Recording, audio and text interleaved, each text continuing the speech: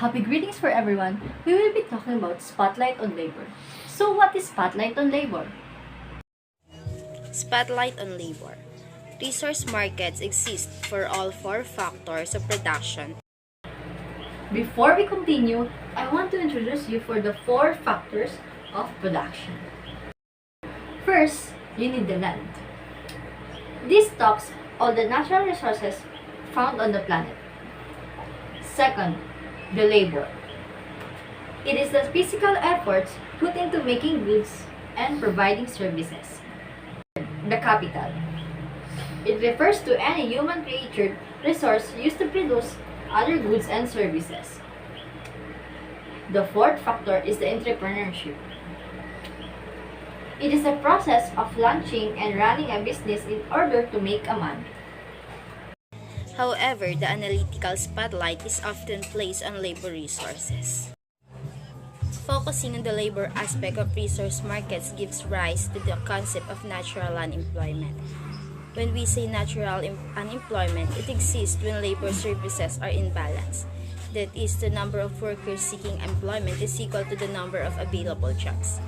There is neither a surplus of labor nor a shortage.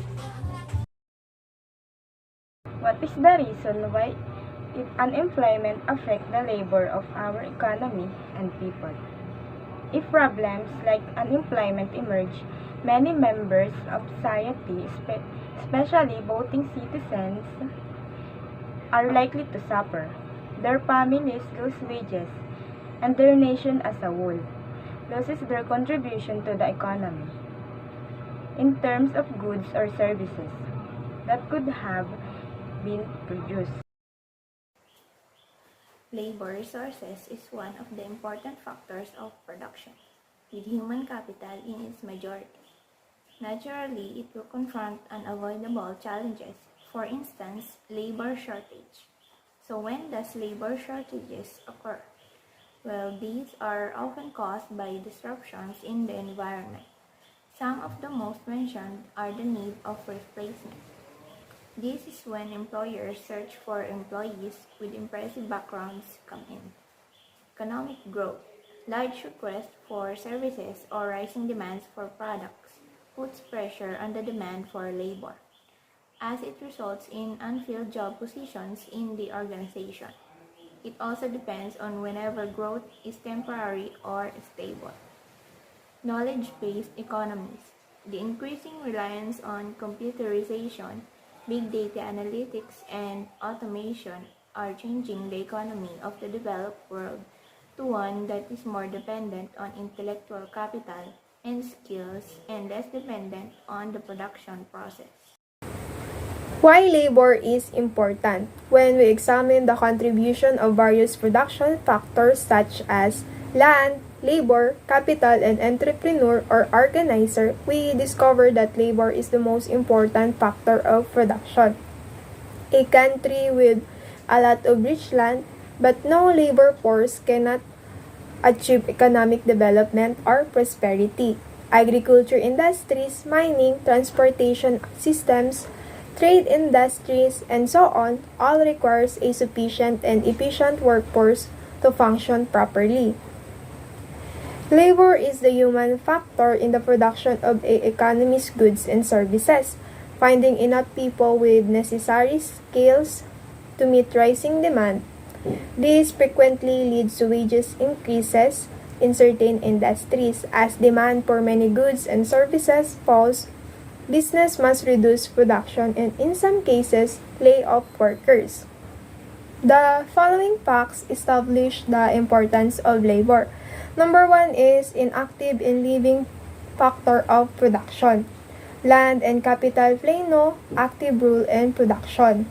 Labor is a factor of production that is active. It is the factor that kicks off production because land capital cannot start production on their own. They are considered as passive factors. To be productive, they require the active factor of production, and that is labor. Next is natural resources and capital have no identity without labor. In the absence of labor, land and capital would be wasted. These three are interdependent. In order for one to function properly, it requires the assistance of others. Nation's economic growth is influenced by labor. Hardworking, dedicated, and intelligent labor can propel the country forward. Technically sound and intelligent labor serves as the nation's spinal cord. A productive workforce makes good use of country's limited natural resources. Fourth, main source of consumption and promotes production. Consumption by labor triggers production and investment. Lord Keynes believed that increase in consumption encourages investment. Labor is important because it provides wages for almost all workers and their families, which is accurate, especially for those who work for a living. Without work, there is no pay. Labor is fighting back, and this fight is now accelerating. The rising tide of recent labor action is strikes and organizing drives, often in the face of intensive union busting. Counteroffensive by billion-dollar corporation is the latest in the fight against powerful employers to for a share of the wealth they are producing. It will represent a roundup of labor, news, and organizing drives from a variety of sources, both inside and outside the labor movement, with links wherever possible to original sources, on the activities and struggle of workers to better their conditions and the events, good and bad, that affect them. We hope it will make a contribution to the fight back of American workers for a better life.